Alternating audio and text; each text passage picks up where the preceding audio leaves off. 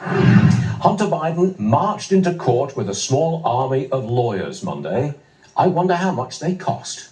Hunter wants to cut the child support payment he has to make to his former lover. He says he can't afford it.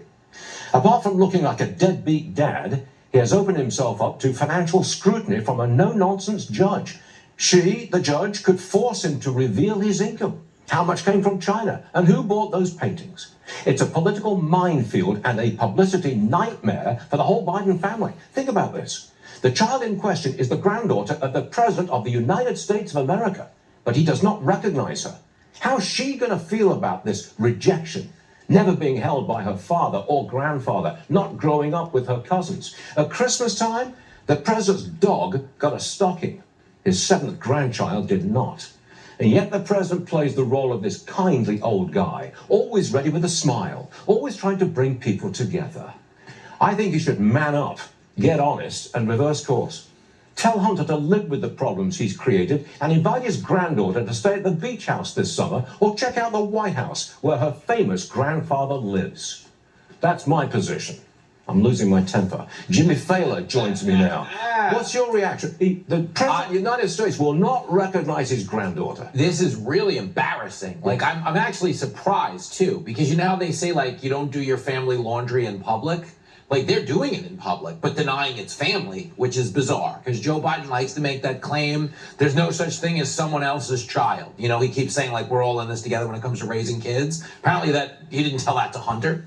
And think of what the kid is missing out on. You know, you go to visit with grandpa and you can, you know, play hide and seek with classified documents in the garage. Help him get back on his bicycle when he falls over. The kid's missing out. It's the image. This is dirtbag stuff. Guy. This is dirtbag stuff. I mean this. Our country is so heavily plagued right now by a lack of a strong parental presence in the home. And the fact that they're brazenly advocating for not only not having a presence, he's challenging in court for this kid to not even have his name. Like, they are openly demonizing this woman and this child.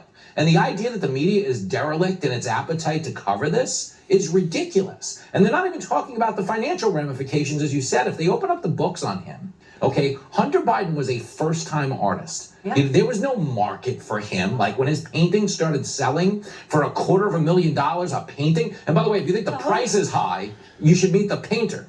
You know, but holy heck. That's a good line. I'm not messing around, Varney. Okay, you bring your A game. But the point is, you think about what's going on here. All of the money this guy has been made in fields where there was no market for his services. Even if you took it over to Burisma, no one was sitting around in the boardroom of Burisma going, you know what we need?